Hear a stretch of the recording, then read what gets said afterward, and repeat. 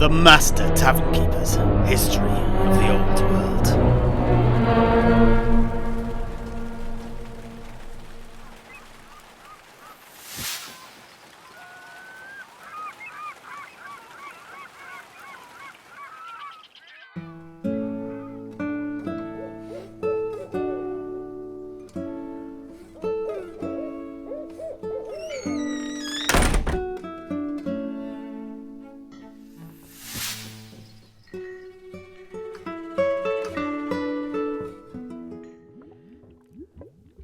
Oh, well, here you go, everyone. Get some of this broth down you. It'll protect you from any untoward effects of the Chaos Moon and put a bit of bounce in your step. Don't eat too much, though. It can loosen your bowels up a bit, if you know what I mean. Oh, Septimus, by the way, I've got some bad news. Looks like your pigs have escaped. What? Their pen was reinforced. I did it myself. There's no way they could have broken out.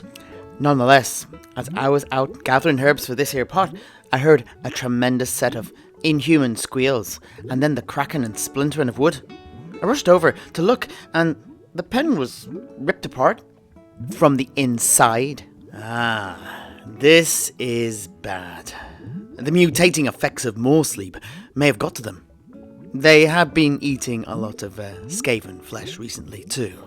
Oh, do not worry, Master Tavern Keeper.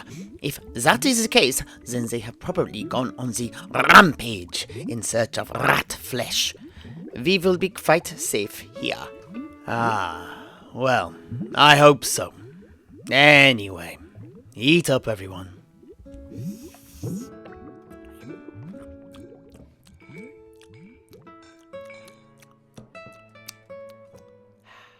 That was delicious, Master Alchemist.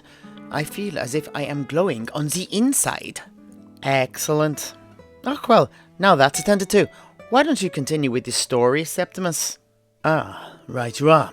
Let me just clear my throat. That's better. And so it was that the dwarf Thane, the grim Redmane, and his regiment of hammerers, the Drakebeard Gate Guard, moved aside and gestured for the two slayers, Snorri Stonebreaker and our very own Strolvar, as well as the survivors of the Ghoul Death Camp, of course, to enter the hold of Karak Kadrin. Redmane was true to his word, as far as I can tell, and fed and then helped secure lodgings for the human survivors. Snorri and Strolvar's path forward was very different, though. Karak Kadrin, 1472. As I once again entered the halls of Karak Kadrin, I could not help but think that the hold had somehow changed. Not in any physical way, rather that the very feel of the place had been some way been stifled. Smothered, even. It was not the place we had left 7 months earlier at the end of the summer. Everyone seemed guarded, careful about what they were seen and heard to say. As was our right as slayers, we immediately made our way for Kazdrengi, the Hall of Slayers. Here I watched Snorri kneel before the great shrine to Grimnir and pray. I did not join him. I bend the knee to no one, neither kings nor the gods. Snorri gave me a look, but said nothing. After Snorri had finished abasing himself in front of the statue of Grimnir, he returned to where I stood, scowling. Me having just insulted a couple of clerics of Grimnir with some snide comments, and narrowly avoided a fight. You have not inherited your father's beliefs, I see. Ha! Each to their own. I have some important matters to attend to, and I'm sure you have things to do as well, Grumbaki. I will meet you in the Iron Door. The tavern, I mean. You know the one. After nightfall, tomorrow. I will try and get us an audience with Ungrim. Make no inquiries to that end yourself. There's more going on here than I, let alone you, yet know. And do not get yourself into any trouble in the meantime. No more baiting clerics, please. Begone, young Drengi. But be safe. At least until we meet again tomorrow night. We parted ways. After 8 months of being with each other, both night and day. It felt strange, like I'd lost a limb, but at the same time, liberating. It didn't take long for me to get into trouble. I made for me and my father's old chambers, a pair of rooms close to the second shrine to Grimnir, below the sequestered space of Kazdrengi. I'd expected to see the corridor leading to it dusty, the lock to its thick door covered in verdigris and corroded, and the door itself in neglect. I found none of these things. It was immaculate. The flagstones in the corridor were pristine and had been waxed.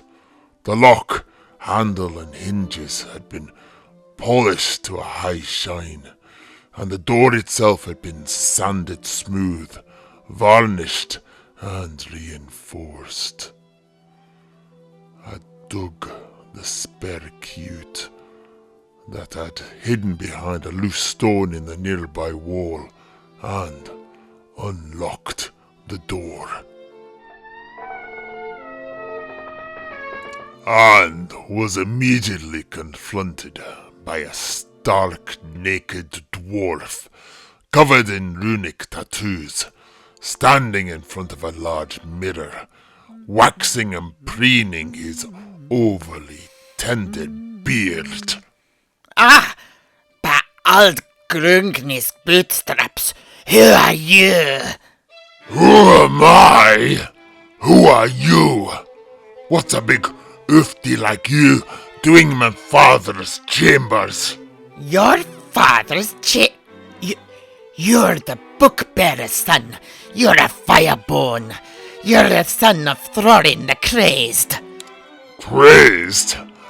Thought we were done with that. Surely now it's Throlin the Avenger of Balagor, Slayer of Skaladra. Stop! Do not utter that name anywhere near me. He immediately leapt away from me. I assumed he was going for his weapon, but instead he pulled on a long cord of rope hanging from the ceiling. Out in the corridor, I heard an alarm bell ring. Get away from me, traitor! I am Motrim Rilbolg, cleric and book-bearer of the Brotherhood of Grimnir and a giant slayer. These are my chambers, gifted to me by young King Ungri himself. Do not lay a finger on me, or you will regret it. I do not want to be contaminated by your family's treachery, so keep your distance. You are a stupid, vain ofty with an icky, scruffy beard. Otter. I suddenly heard boot falls out in the corridor, and Snorri's warning to keep my nose out of trouble returned to me. With a shrug, I promptly left, slamming the door shut on the feckless cleric.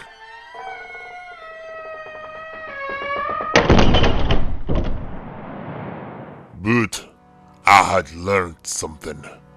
My true name, Gogok Firebone, was apparently not something to be bandied about. I decided it was best to lay low. I sought out shelter with one of my childhood friends, and I found it. I used to spend a lot of time, as a beardling at the shop of a merchant in the Manling Quarter, a man who went by the name of Borkil Brom, a dealer in alcohol, gromlil, and the exotic spices that came through the pass from the east. He was a well-travelled manlin, originally hailing from Norska, who then lived a long time in Nordland before eventually settling in Karak Kadrin. He would regale me with tales of the land of my birth, of fierce warriors, wolves, foul beasts, dark gods, giants, and the northern dwarves, my very own people. A people my own father had told me very little about. It was to here that I retreated, far from prying eyes, and I received a warm welcome.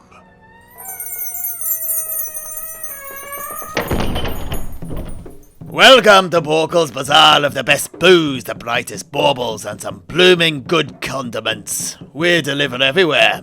What can I do you for today, valuable customer? Gogok? Is that you? It is you. It is you. Come here, lad. They told me you'd gone off with Snorri. They told me you were dead. It'll take more than a trek through the Darklands to kill me. But, my dear old manlin, this is no social visit. I've only just arrived and I need a place to rest my head for the night. You came to the right place, lad. Still got your old cot in my spare room. Dump your belongings there and I'll shut up shop and pour us some ale. If you've only just returned, then there are probably a few things you need to know pertaining to your father, the Old King, and the dragon Skaladrak. A few truths that are being obfuscated as our new young king struggles with the realities and knots of his inheritance. Yorka, go get yourself sorted. And so I'd found myself a place to hole up, eat some grub, drink, and learn a little. Kibisvan, Gogok. It's good to see you, but things are not as they were here. The young King Ungrim is not like his father. Old Ungrim was steady as an icy mountain. Young Ungrim, on the other hand, is like an avalanche, only kept at bay by a freezing atmosphere. Why? I remember him when he was younger. He was hot-headed, but not unstable. What has happened? Thwarted kingship and ambition, stifled power, the oath, frustration, and anger. He didn't start out with the moniker Blackheart. He earned it. I doubt you'll hear what I'm about to tell you from anyone else. Certainly no Dowie. But not saying it doesn't change the truth of it. Yorka, finish your drink, pour yourself another, and I'll tell you what I know.